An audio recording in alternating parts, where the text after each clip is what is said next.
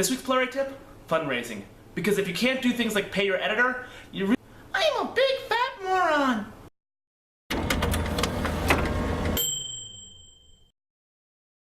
Okay, there are a lot of ways to fundraise, but I'm going to give you the big 4 ways to fundraise for your production. Number 1, grants. Now, it's not just government grants like from the National Endowment for the Arts, but also from small organizations that share your mission that might have some money. And I'm not talking about not-for-profits because, well, they don't have money anyway.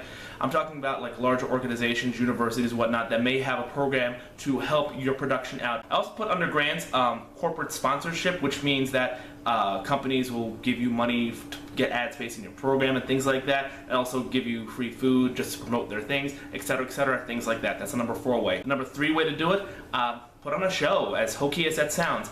Do a cabaret, do a sketch show, do something that people will pay tickets for at a venue that will give you the majority of the box office. That way you raise some money and give people some entertainment, maybe give people a preview of the production you want to do.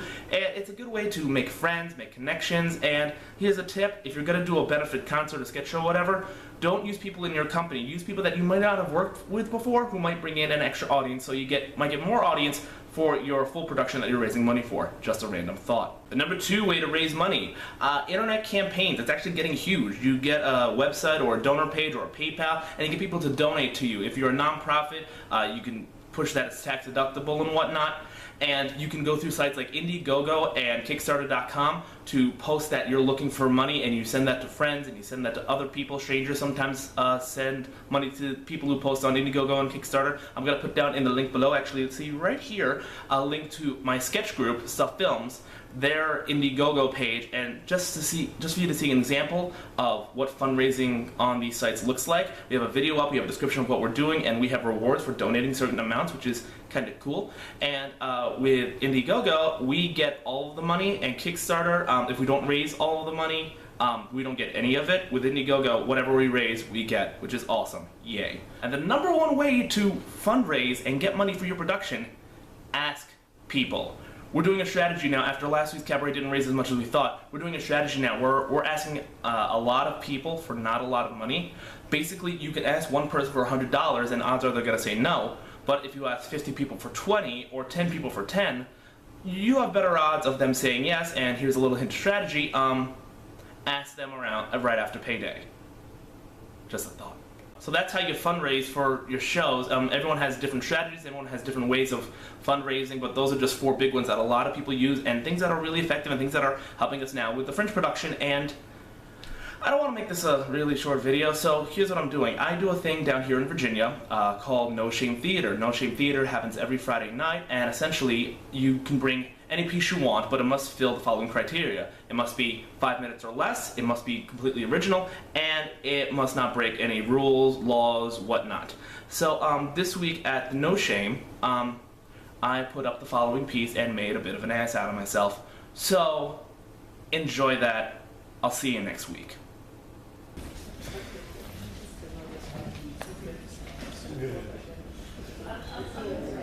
The ways that we die. A poem interpreted through dance by Jonathan G Galvez.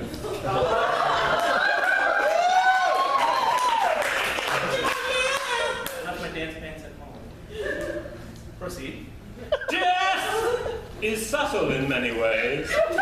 On some days it comes unexpected, and on other days it just comes. It haunts us from day to day, and withers us from hour to hour. Here are but a few ways we can die today. Hanging, overdosing, strangulation, and poisoning. Shot by a stranger. Shot by a friend. Stabbed by a stranger. Stabbed by a friend. Falling off a cliff, falling off a ledge, falling off a balcony, falling off a wagon.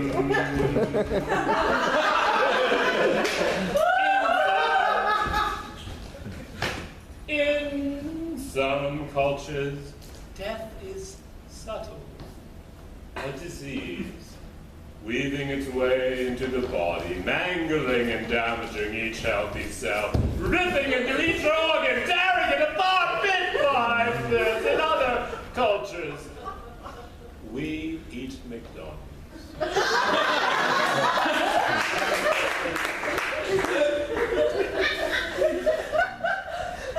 The well-known and unknown methods of death are numerous.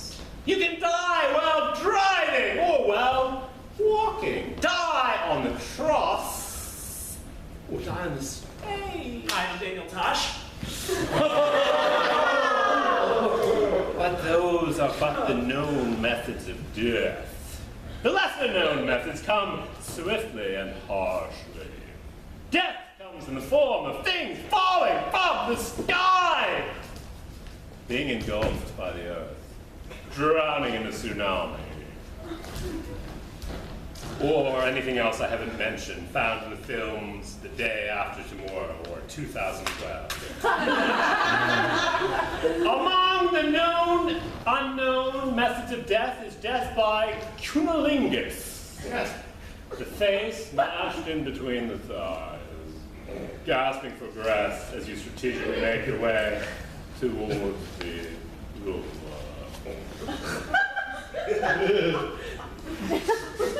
The tongue, whipping, slashing, and slashing through. Proceed. During sex!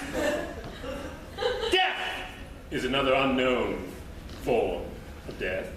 The two bodies rubbing up and down. Unless you want to do that with me, we're not doing that one. That's what I thought. Proceed.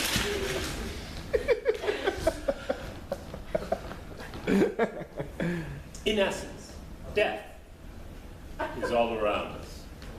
Being stalked and chased and killed by the likes of Freddy Krueger, Jason Voorhees, Shia LaBeouf. Google Shia LaBeouf will kill you. It's hilarious.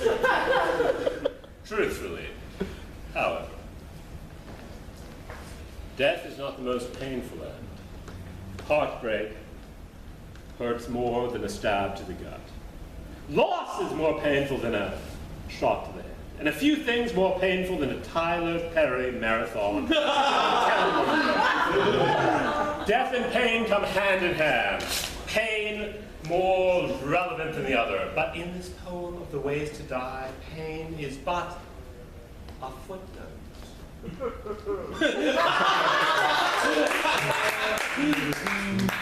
For as long as we live, death is guaranteed to follow, but some pains are elusive, pains few ever see.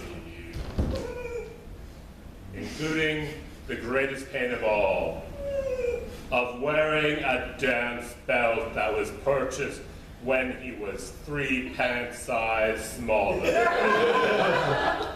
So much for children, for Mr. Galvez.